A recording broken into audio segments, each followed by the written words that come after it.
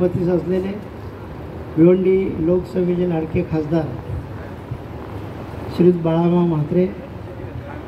कारण मी 10:30 येणार होतो, पण काल मामांच्या सोबत होतो. ते बोलले मी 11:30ला पोचणार आहे, पण मी 1 तास पुढे जाऊन काय करू. तोपर्यंत एक काम उरकून घेतलं मी. आणि या ठिकाणी 9 कामांचा जे काही भूमिपूजन झाला, 9 हा परिपूर्ण आकडा आहे. कालवार गाव परिपूर्ण आहे, कालवार गावातील माणसं परिपूर्ण आहे, त्यांची मनं परिपूर्ण आहे, हे सगळं आहे. आता मी या सगळ्यांना विनंती करेन की हे सगळं तुमच्याकडे असताना कृपा करून गावामध्ये निवडणूक होऊन देऊ नका. पूर्वी तुमची पद्धत जी होती ना ती बरोबर होती. आज तुम्ही आम्ही सगळे त्या हव्यासापोटी पैसे माणसं मागत नाहीत आपल्याकडे. घरी जातो, घेतल्याने ते खिडकीतून टाकतो, दरवाजातून टाकतो. हे कुठेतरी थांबलं पाहिजे. आणि काम करणारे जे माणसं आहेत त्याला तुम्हीच सगळ्यांना ठरवलं, बाबा तू आता महेशने काम चांगलं केलं, पण बोलण्यात खूप कंजूशी केली.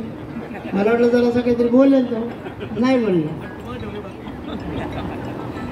तर दिवस चांगला आहे, दिवाळीची सुरुवात आहे. आणि ह्या खासदार साहेब, मी नेहमी सांगतो, मी या गावामध्ये नेहमीच कुठले असेल तरी पण मी येतो. यावलं ना की मंदिर बनवायचं ते 1 महिन्यामध्ये बनवते. आणि ज्या दिवशी यांनी ठरवलं की मस्जिद तोडायची तर ती 1 तासामध्ये तोडतात. अशा प्रकारची सगळी माणसं आहेत. तुम्ही तालुक्याचा सर्वे करा संपूर्ण. तालुक्यामध्ये अंतर्गत जे रस्ते आहेत हे कालवार गाव एवढे कोणते रुंद नाही. ते रुंदी लांबी रुंदी करतात, सगळ्यांना विश्वास येतात. नाही ऐकतील त्यांना सांगतात, बा आम्ही इथून करतो गावासाठी, तुला जे काही करायचं असेल ते कर. ही एक बोलण्यामध्ये धमकसुद्धा असली पाहिजे. आणि ही कोणत्यामध्ये धमक असू शकते? जो कामामध्ये निष्णात असतो, काम करण्यासाठी जो स्वतःला झोकून देतो, त्याच्यामध्ये ती असते. अशी अनेक माणसं चांगली चांगली या गावामध्ये होऊन गेली. या गावाला म्हणजे कलेचा वारसा आहे, या गावाला म्हणजे कबड्डीचा वारसा आहे. हे खूप वेगवेगळे वारसे आहेत. विशेष म्हणजे तुम्हाला सांगतो, तुमच्या गावातले एक गुरुजी होते, लक्ष्मण गोषा म्हात्रे. माझं 7वीचं ॲडमिशन अंजुला मी त्यांनी केलं. आणि संपूर्ण वर्षामध्ये माझ्या गाळलेल्या जागा पक्क्या झाल्या. काही 120 दिवस माझं भरत नाही, 99 दिवस भरले होते. सगळ्या शिक्षकांचं म्हणणं की याला 7वीला तुम्ही बसू नका, हा पास होणार नाही. तर त्या गुरुजींनी रिस्क घेतली आणि सांगितलं याला बसवा.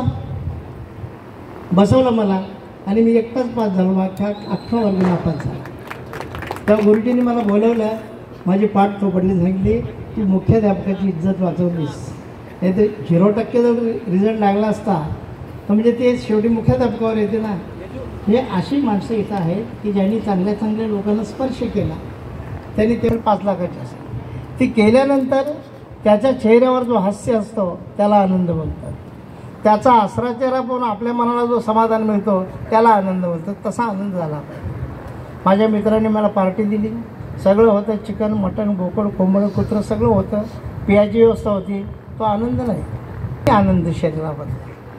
तर आता हे सगळे तुम्हाला सांगायला नको, तुम्ही पण सगळे लोक या गोष्टीतले मास्टर आहात.